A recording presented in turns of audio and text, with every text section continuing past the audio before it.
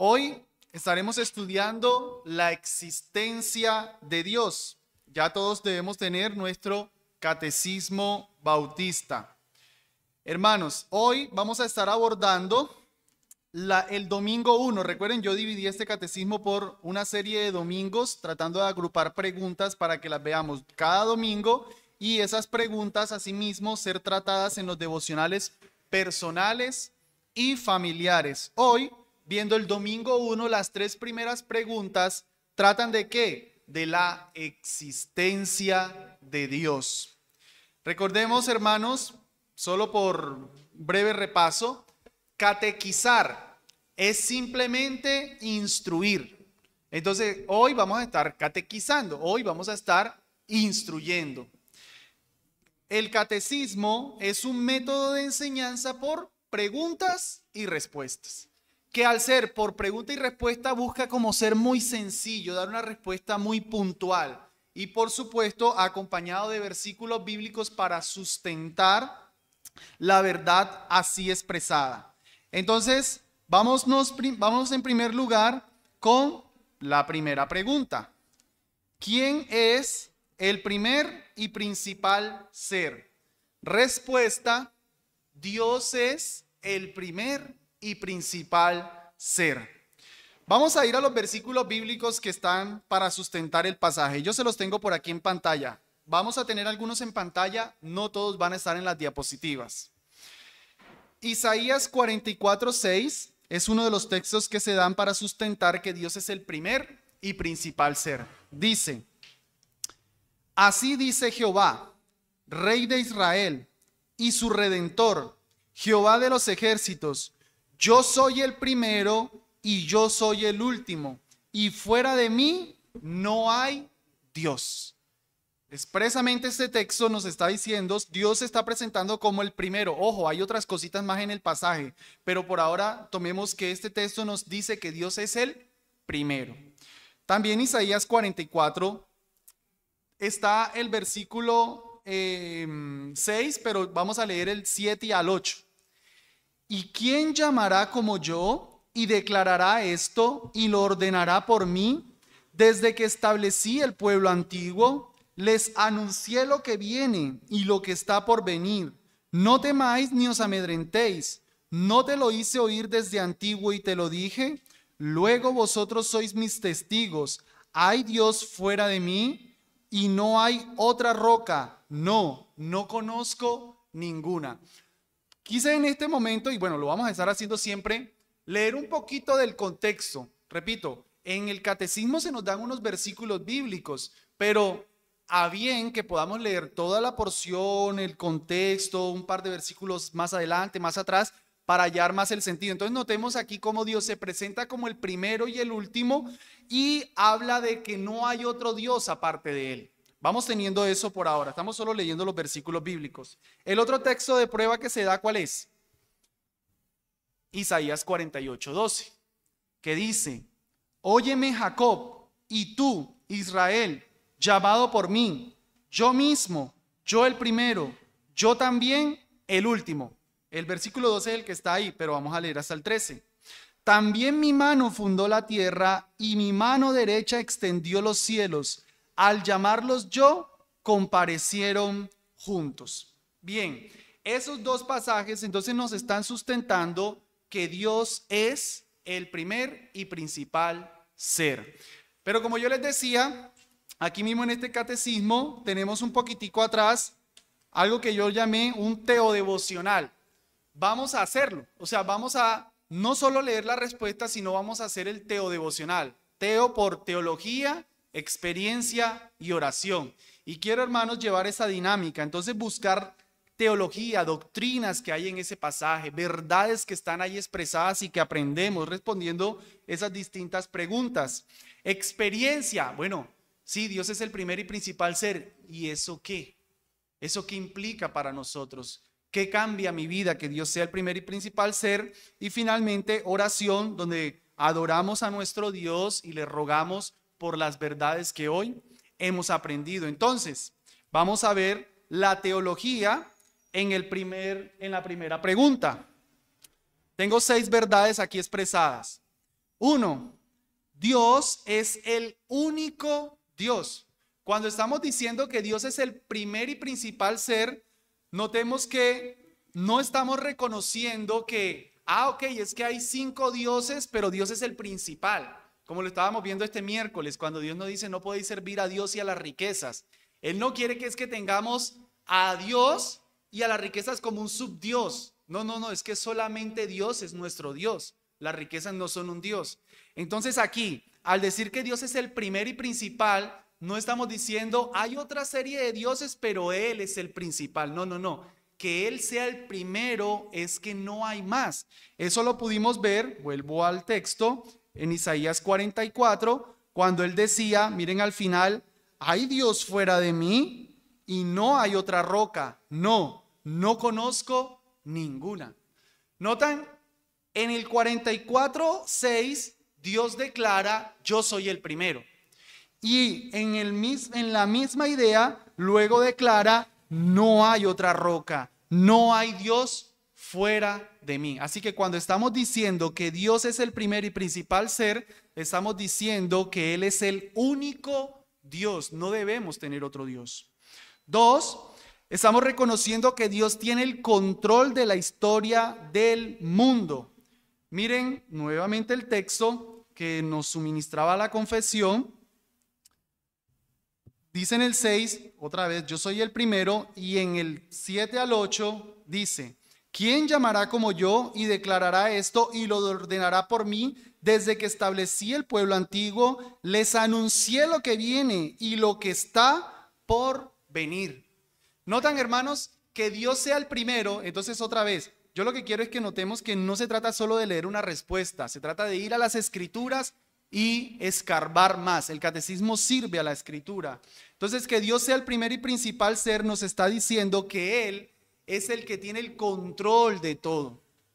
Él es el que planea las cosas, por eso es que es el primero y el principal, porque Él tiene todo el control de la historia del mundo. Vamos a ese texto que les puse ahí, Hechos 17:28.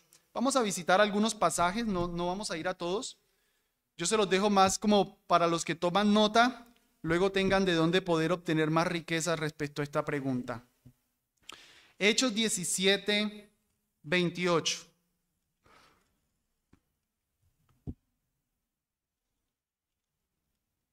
Dice, porque en Él vivimos y nos movemos y somos, como también algunos de vuestros profetas dijeron, porque también somos linaje suyo. Noten, Dios es el primer y principal ser.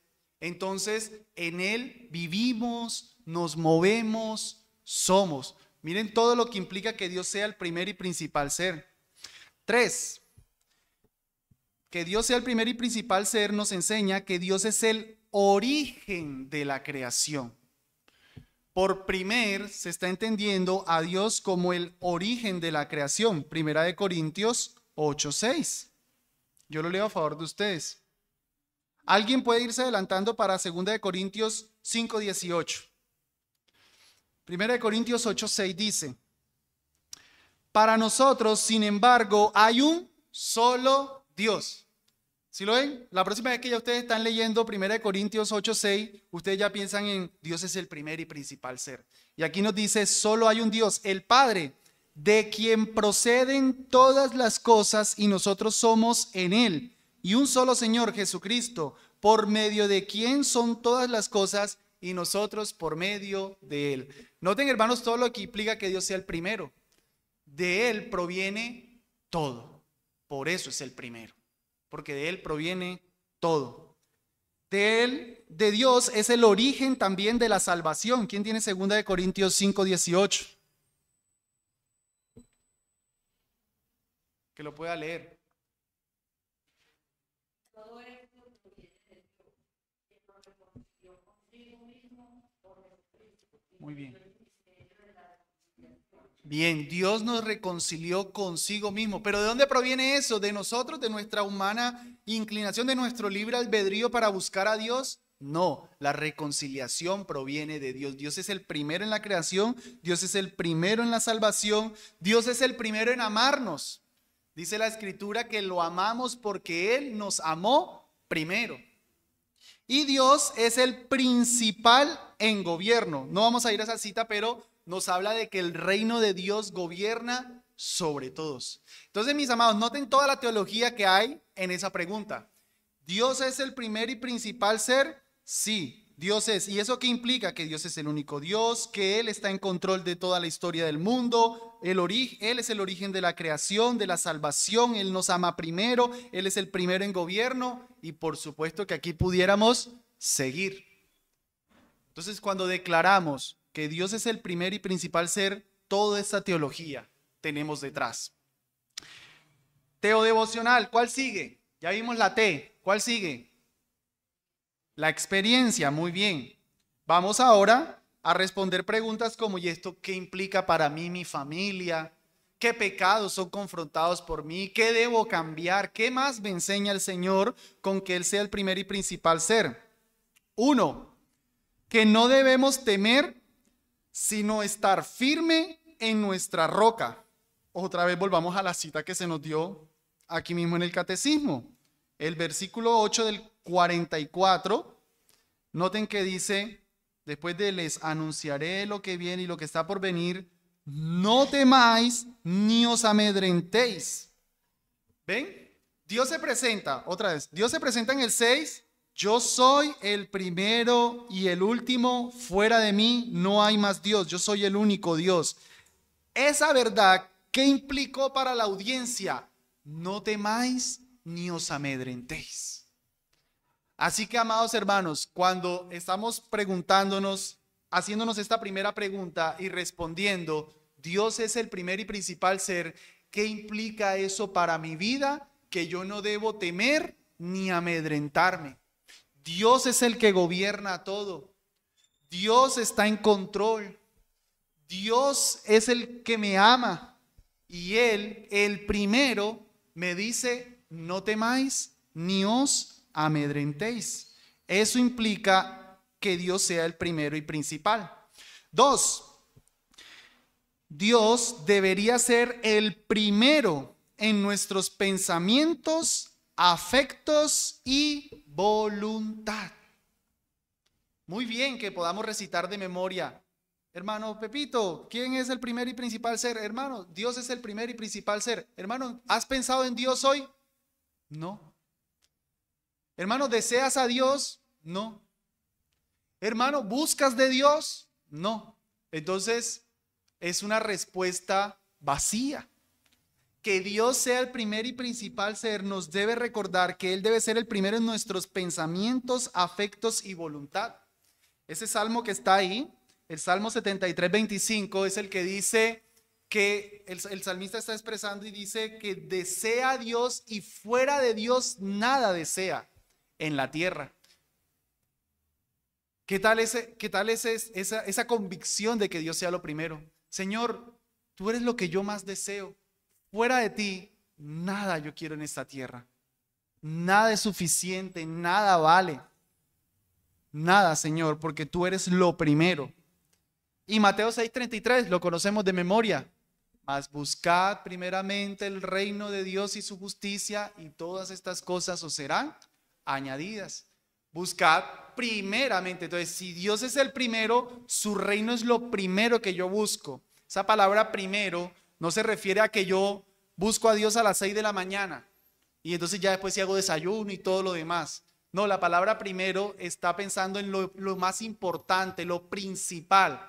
Entonces es que yo hago mi desayuno pensando en el reino de los cielos. Yo me voy a trabajar para el reino de los cielos. Yo voy a hacer mi devocional para el reino de los cielos. Yo todo lo hago para el reino de los cielos. Eso es lo que yo tengo ahí siempre como lo primero. Porque Dios es el primer y principal ser. Y 3, debemos entregarnos completamente a Dios. Vamos a Marcos 12. Está relacionado con el hecho de ser la voluntad, pero como aquí aparece nuevamente Dios como el uno, tenemos entonces una importante aplicación. Marcos 12:30 dice: amarás pues al Señor, Amarás pues al Señor tu Dios con todo tu corazón y con toda tu alma y con toda tu mente y con todas tus fuerzas. Este es el primer mandamiento.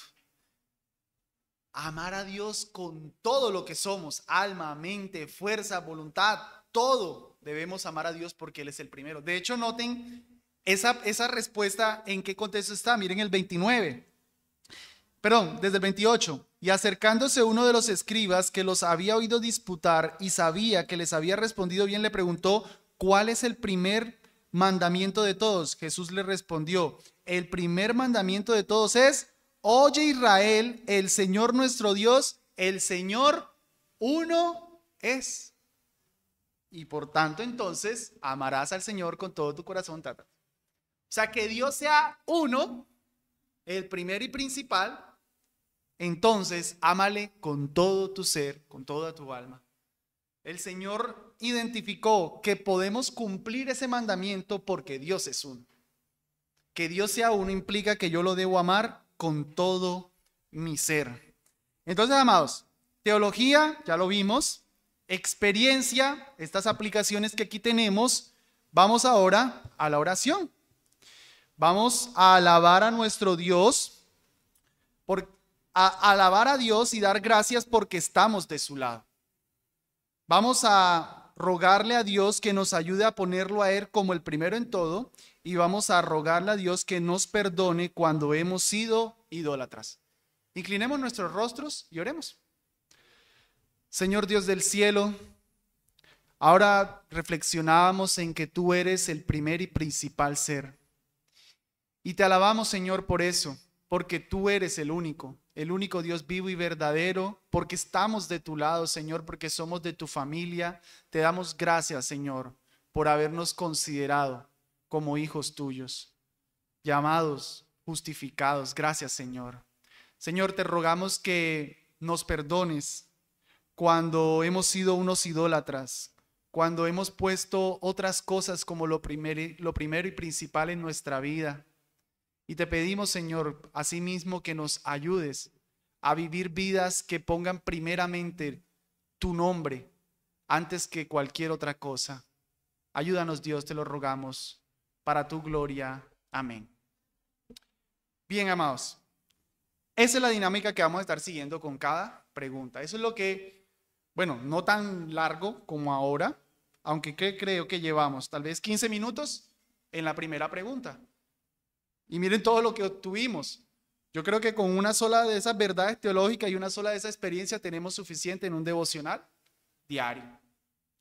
Vamos entonces con nuestra segunda pregunta. Tal vez pausa. Tal vez el lunes ustedes pueden hacer la primera pregunta como lo vimos hoy, más cortico, tal vez más largo, tal vez cantan. Bueno, el martes pasarían entonces con la pregunta 2. ¿Deben todos creer que hay un Dios? Respuesta: todos deben creer que hay un Dios, y quienes no lo crean cometen gran pecado y necedad. Vamos a ver los versículos de prueba. Yo se los tengo aquí en pantalla. ¿De dónde sacan los autores de este catecismo que debemos creer que hay un Dios y quienes no lo crean cometen gran pecado y necedad?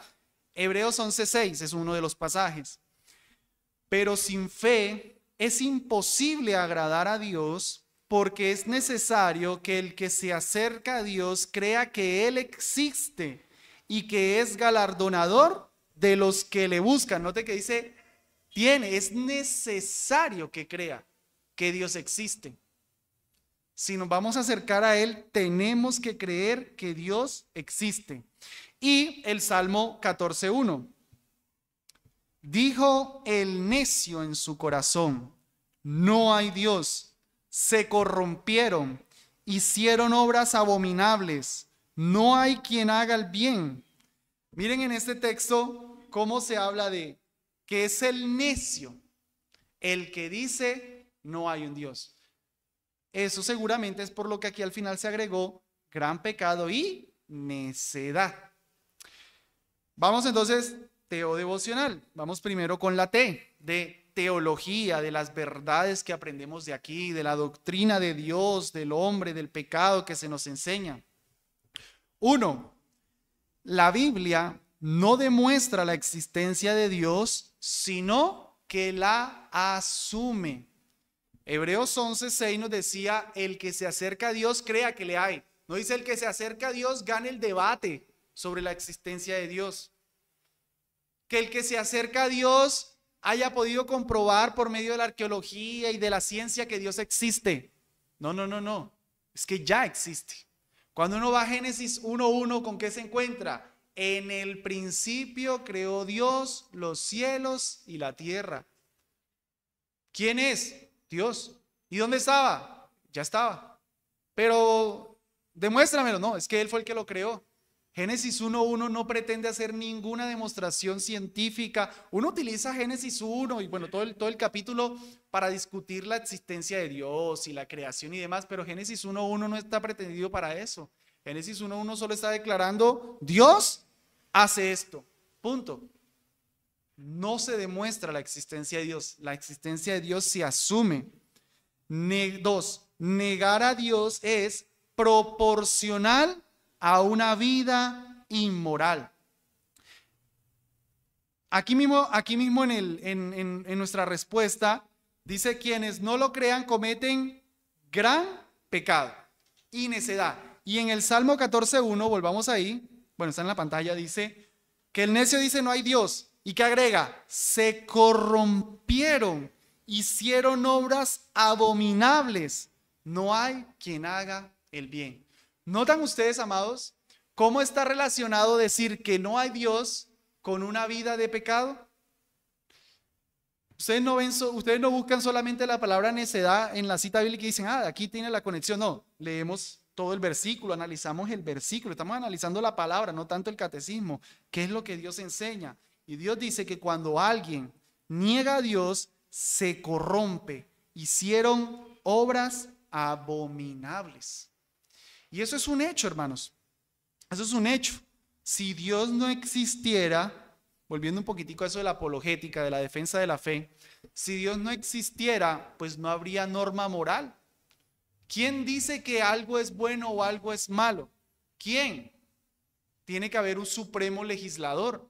Si no hay un supremo legislador, cada quien se convierte en ley.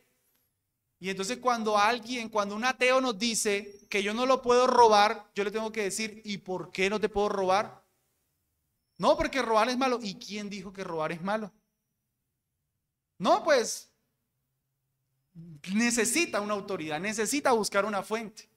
Entonces que eso cae en el relativismo. Tú no pudieras decir, bueno, yo digo que robar es bueno, yo te quiero quitar el dinero. Siempre que se niega la existencia de Dios, se está quitando el legislador. Entonces, cuando nosotros decimos que algo es malo, nosotros los cristianos decimos que es malo porque Dios dice que es malo.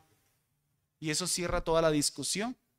Porque los que niegan que Dios, o los que quieren vivir vidas inmorales, suelen decir que Dios no existe, para quitarse el acusador. 3. Miren toda la teología que estamos sacando. 3. No creer en Dios no es algo neutral, es cometer un gran pecado. No, pues él no cree en Dios, pero es buen ciudadano. Ojalá todos fueran como él.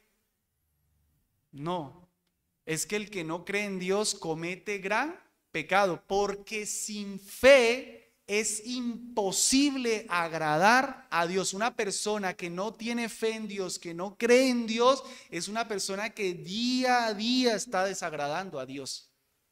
Día a día. Viene a mi mente el Salmo 7:11, donde Dios expresa que Él está irado contra el impío todos los días. Todos los días Dios está irado contra el impío. Entonces, no podemos decirle a nuestro amigo o a nuestro hijo, o bueno, el familiar, lo que sea, tranquilo hijo, después que tú seas un buen ciudadano, ¿qué importa que seas incrédulo? Ojalá todos en la iglesia fueran como tú. Porque eso es lo que pasa, ¿no? Se toman muchas veces buenos ciudadanos incrédulos por debajear a la iglesia del Señor. No, el que no cree en Dios comete gran pecado.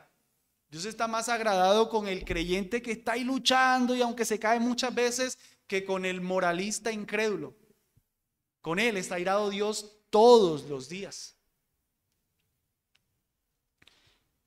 4. Negar a Dios no es erudición, es ser un necio. Vamos a ese texto, Proverbios 16:22.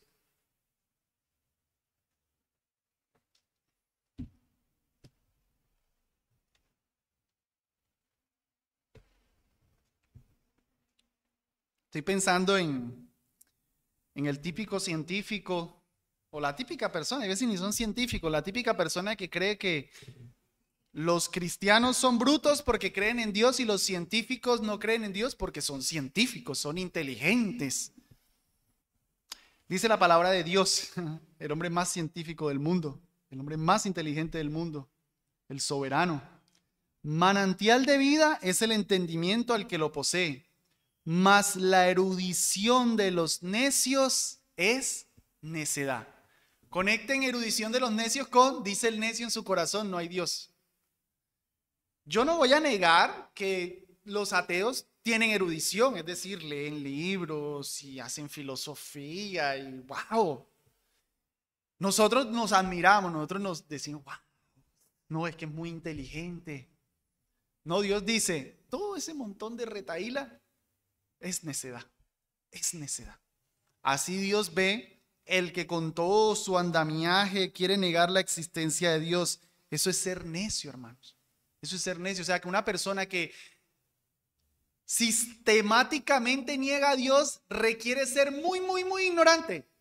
Requiere ser muy necio, requiere ser muy torpe para poder negar a Dios. Los que reconocen la existencia de Dios y le creen a Dios son las personas más inteligentes del mundo, porque son capaces de reconocer hechos obvios. No sé si me adelanto, creo que un poco a cómo podemos saber que hay un Dios. No me voy a adelantar, ahorita vamos a ver algo ahí. Tengamos presente entonces eso. Negar a Dios es un asunto no de erudición, es ser una persona necia. No es que le falta conocimiento, es que es un necio. Y 5, todos conocen que hay un Dios, pero lo rechazan. Romanos 1:21 dice que desde el cielo se revela la ira de Dios contra toda impiedad e injusticia de los hombres que detienen con injusticia la verdad. Noten, desde el cielo se revela, pero los hombres detienen con injusticia la verdad. Porque lo que de Dios se conoce les es manifiesto, pues Dios se lo manifestó, porque su eterno poder y deidad se hacen claramente visibles por medio de la creación del mundo. Entonces, todos saben que hay un Dios. ¿Qué es lo que hacen? Rechazarlo. Los ateos no les falta comprensión de que Dios existe, no, los ateos tienen mucha negación de que Dios existe, porque ya saben que Dios existe. Eso dice Dios. Bien, eso en la teología.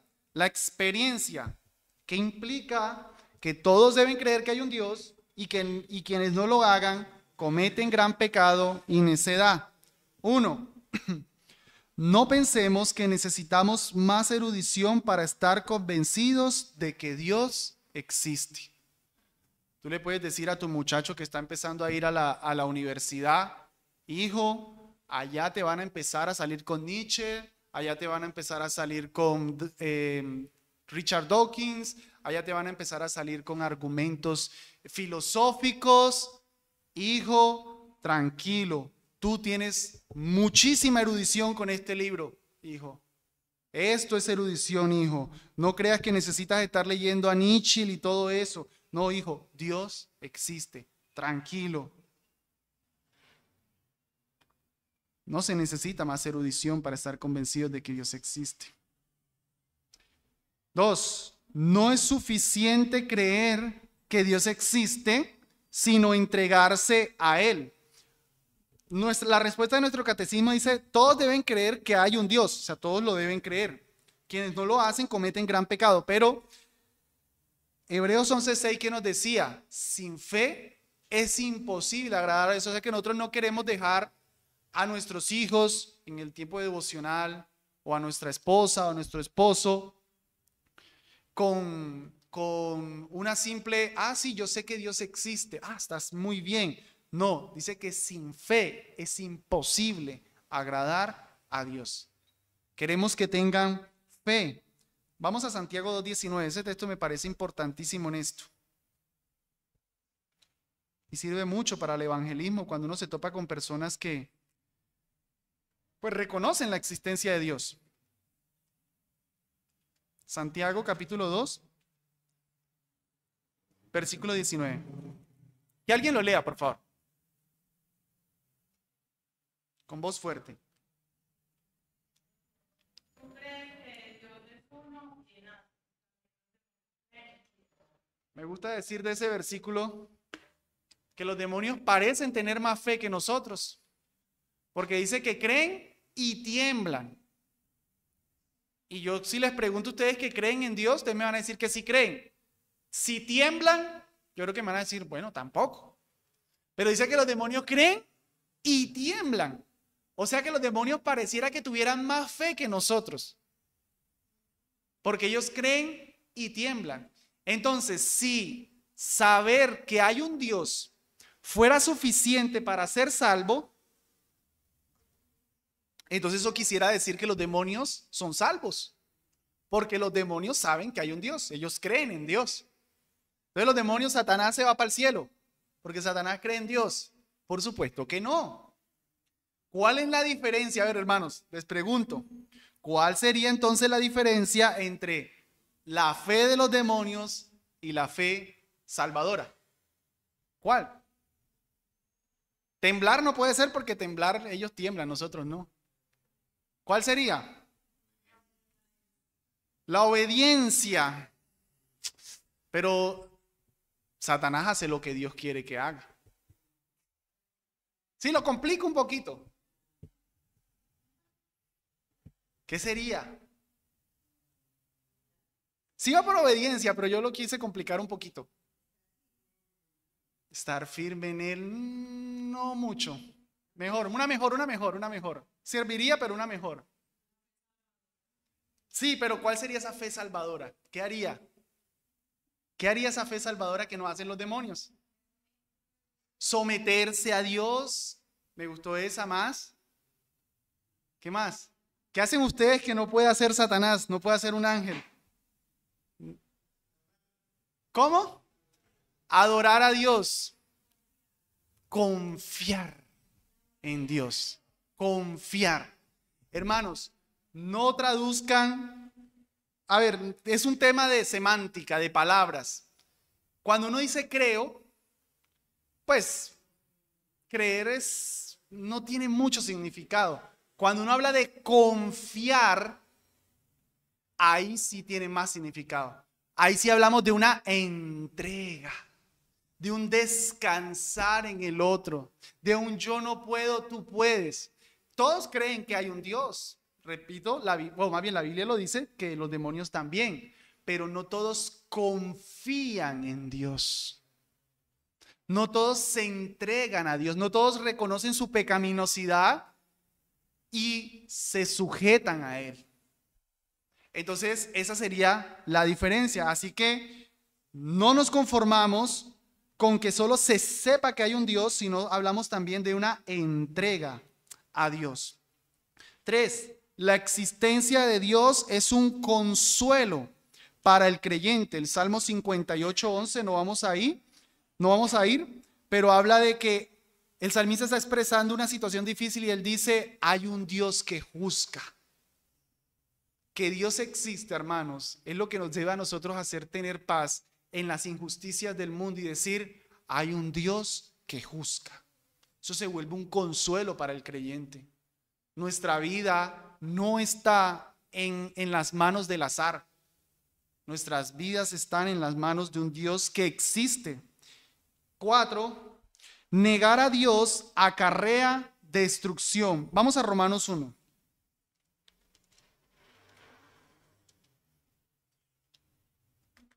Entonces nosotros debemos creer que hay un Dios, confiar en que hay un Dios, porque donde no lo hagamos, miren las consecuencias que nos vendrían. Romanos 1 trata todo de la negación. Bueno, desde el 19 viene hablando de la negación que los necios, los impíos hacen de Dios. Y miren lo que pasa en el 28, desde el 28. Y como a ellos no les pareció bien reconocer a Dios, Dios los entregó una mente reprobada para hacer lo que no conviene, estando llenos de toda injusticia, de fornicación, de malicia, de avaricia, de maldad, repletos de envidia, de homicidios, de contiendas, de engaños, de malignidades, murmuradores, aborrecedores de Dios, detractores, injuriosos, soberbios, altivos, inventores de males, desobedientes a los padres, necios, desleales, sin afecto natural, implacables, sin misericordia, los cuales, habiendo entendido el juicio de Dios, que los que hacen tales cosas son dignos de muerte, no solo las hacen, sino que aún se complacen con los que la hacen. Noten todo ese montón de pecados.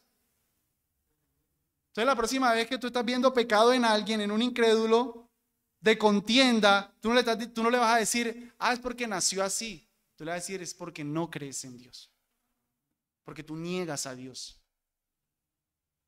Lo que me iba a adelantar era que una historia que alguna vez escuché de un muchacho criado en el Evangelio, y un día llegó diciéndole a su mamá que no creía en Dios, que él no, que todo eso era falso, que él negaba a Dios, y su mamá muy sabia le dijo, hijo, lo que pasa es que te quieres ir a fornicar con la muchachita con la que estás de novio, ¿verdad?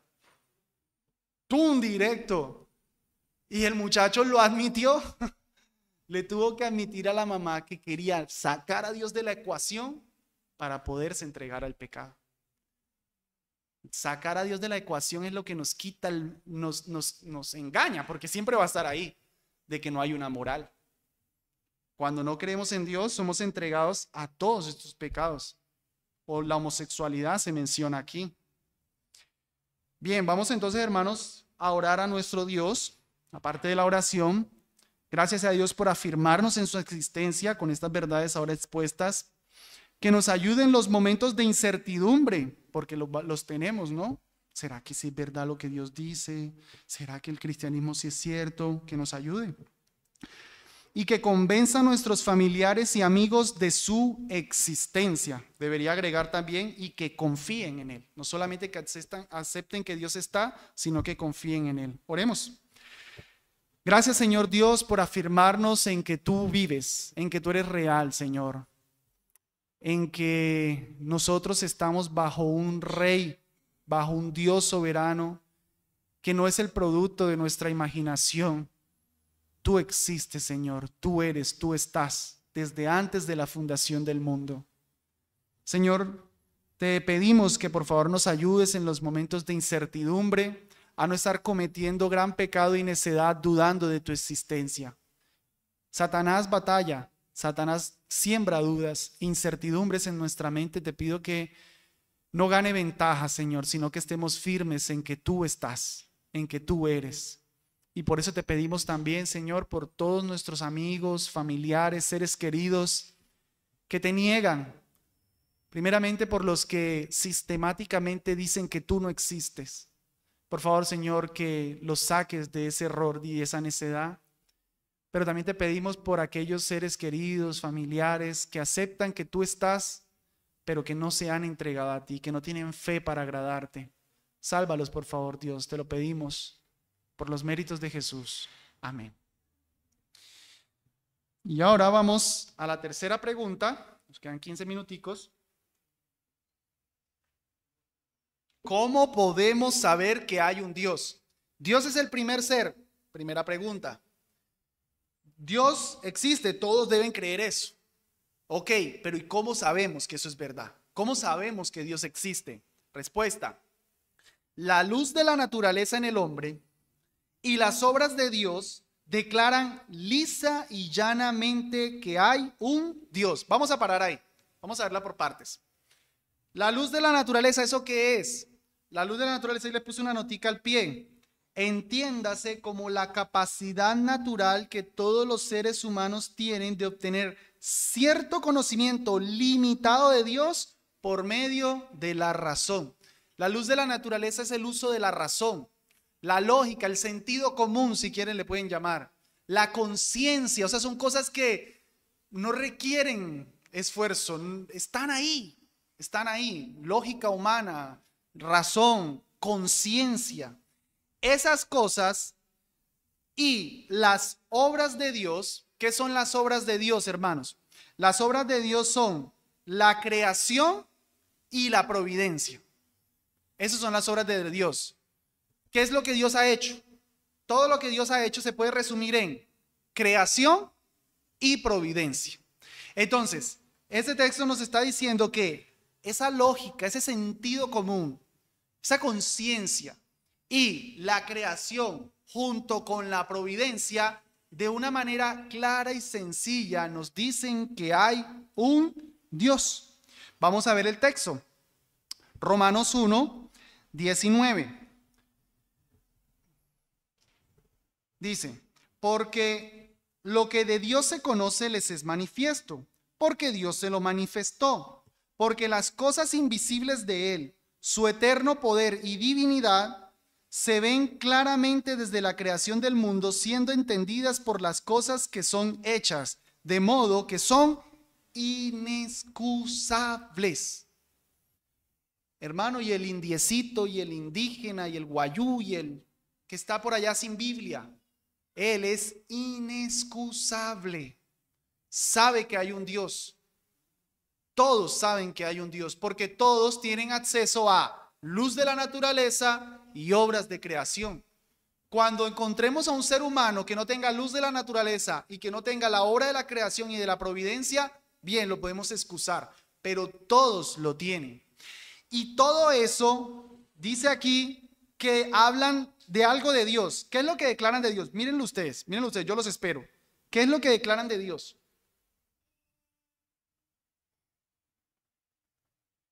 Mírenlo ahí en el pasaje.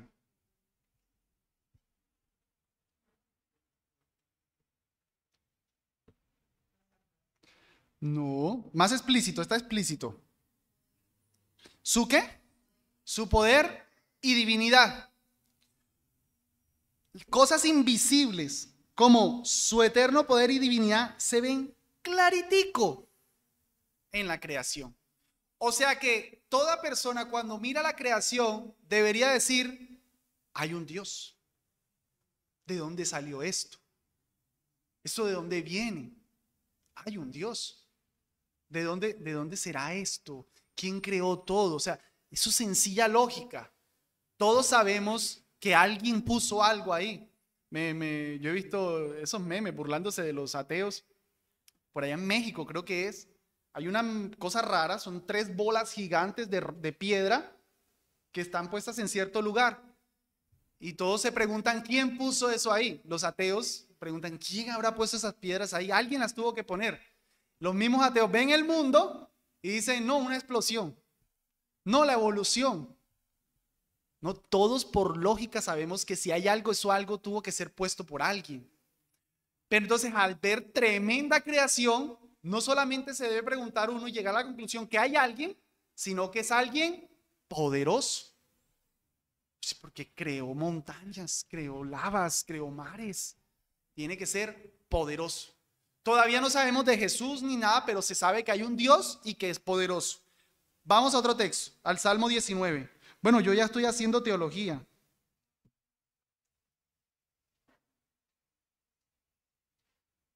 Pero ahorita sentamos las ideas. Vamos a ir explicando los pasajes.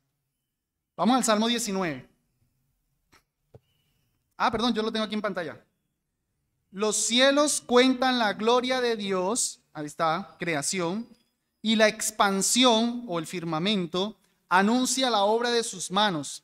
Un día emite palabra a otro día y una noche a otra noche declara sabiduría. No hay lenguajes, ni palabras, ni es oída su voz. Pero ¿qué se sabe de Dios aquí? Mírenlo otra vez, explícitamente. La gloria de Dios. Bien, se sabe que hay un Dios glorioso, que hay un Dios que está ahí. ¿Y qué más? No, la obra de sus manos no, pues anuncia la obra de sus manos, anuncia que Él hizo algo, pero nos hablaría nuevamente de un Dios que existió, algo diferente a lo que ya vimos. Sabiduría. Que hay un Dios sabio, porque de hecho en estos días estuve viendo con un corto de, de Sheldon Cooper. Creo que es el niñito, que él es como todo inteligente. Y entonces él estaba argumentando precisamente con esto. Decía, pero es que si la Tierra estuviera, la fuerza de gravedad es 9,8 metros sobre segundo cuadrado, algo así. Si fuera un poquito más, la Tierra no existiría. La Tierra se volvería una pelota. Si fuera un poquitico menos, no. Si la Tierra estuviera un poquitico ubicada más cerca del Sol, no existiría nada, quemados. Un poquitico más lejos, congelados. Todo está tan sistemáticamente organizado que cómo se ocurre que por una explosión puede venir. Todo el diseño inteligente, eso se llama argumento teleológico. Toda la inteligencia que hay en el mundo nos dice que hay un Dios. Tiene que haber alguien inteligente que creó esto. Entonces noten, toda la creación nos declara que hay un Dios que es poderoso y que es sabio. Eso claramente por medio de la creación. Miren también Hechos 14. ¿Quién en las edades pasadas, hablando de Dios, dice, quien en las edades pasadas ha dejado a todas las naciones andar en sus propios caminos, si bien no se dejó a sí mismo sin testimonio, haciendo bien, dándonos lluvias del cielo y tiempos fructíferos, llenando de sustento y de alegría nuestros corazones. Que haya lluvia, que pasen cosas buenas, que el hijo se graduó, que me recuperé de la enfermedad, que etcétera. Todas esas cosas buenas dan testimonio de Dios, son las obras de providencia. Entonces, luz de la naturaleza, obra de la creación y aquí providencia. Todo como está controlando las cosas Dios nos declaran que hay un Dios. Sigue la respuesta, pero, la pregunta del catecismo, la respuesta 3.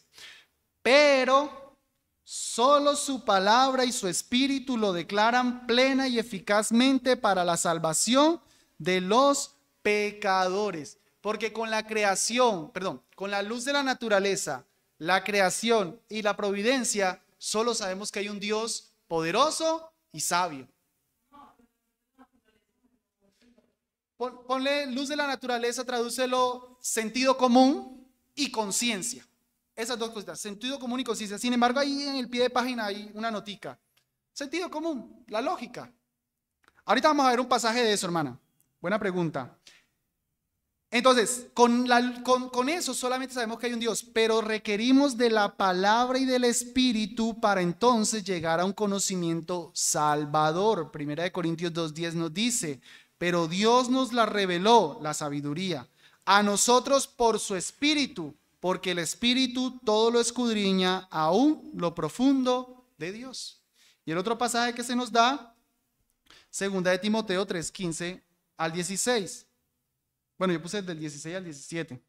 Toda escritura es inspirada por Dios. No, es que debí poner desde el 15.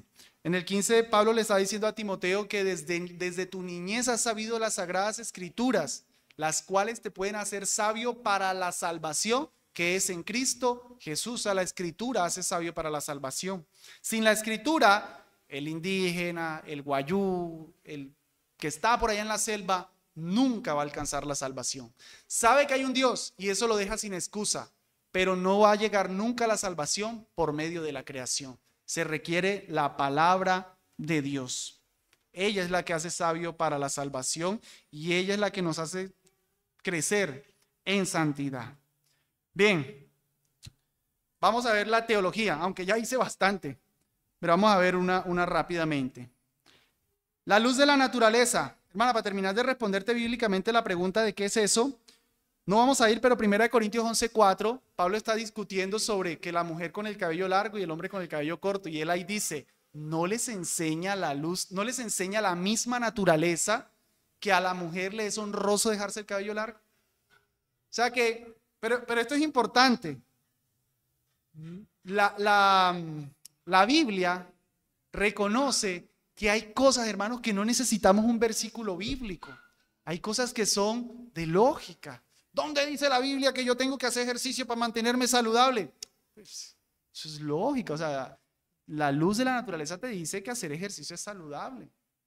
¿Dónde dice la escritura que yo no puedo hacer esto y aquello? Para todo quieren un versículo bíblico. No, es que hay una luz de la naturaleza.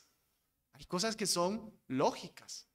La necedad es negar esas cosas. Entonces, la luz de la naturaleza se refiere a la razón y la conciencia. Las obras de Dios se refieren a la creación y la providencia. Esto es revelación general. Hemos visto esa doctrina. Lo que se nos está declarando en la respuesta 3 es, en primer lugar, la revelación general. Yo les agregué más cositas: el cuerpo humano, los animales, sus juicios, las profecías cumplidas y los milagros son parte de la revelación general de Dios. 3. La revelación general informa que hay un Dios eterno, poderoso y sabio. Bueno, es que aquí estoy repitiendo lo que ya expliqué ahorita. La revelación general informa que hay un Dios eterno, poderoso y sabio. Eso es lo que aprendemos aquí, hermanos. Noten, analizando los versículos. ¿Dice el catecismo que las obras de Dios revelan que Dios es poderoso, sabio y todo lo que hemos visto? No, porque el catecismo lo quiere hacer sencillo. Una declaración simple para que vayamos a la Biblia, que es la palabra de Dios. Y nosotros mirando la Biblia, deteniendo, miren todo, hermanos, la riqueza que podemos obtener. Seguimos. Su palabra y espíritu se refieren ¿a qué? A la revelación especial. Entonces hay una revelación general, luz de la naturaleza y obras de la creación, y hay una revelación especial, su espíritu junto con su palabra. Su palabra y espíritu son necesarios para la salvación. 3. La Biblia por sí sola no es suficiente para la salvación. Se requiere del Espíritu Santo. Ojo ahí. Porque no es simplemente, como tengo el libro y lo leo, yo voy a ser salvo. No, es que requieres el Espíritu Santo. El Espíritu obra con la palabra y la palabra obra con el Espíritu. El Espíritu Santo es el iluminador de la Escritura. Él es el que nos ayuda a comprender las verdades. ¿Qué aplicación tiene todo eso para nosotros? ¿Qué experiencia? ¿Qué implica para nuestra vida? En apologética, nosotros tenemos la ventaja.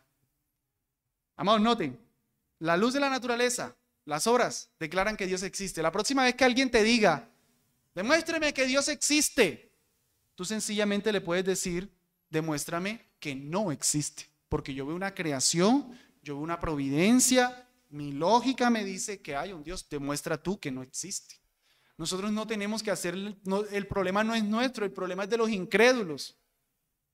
Y nosotros vamos a Romanos 1:19 y le decimos, mira, Dios te revela su santo poder y deidad. Tú estás negando eso con tu injusticia. Y después le seguimos leyendo, mira lo que pasa, son entregados a laxivia, son entregados a homosexualidad. ¿Quieres terminar así?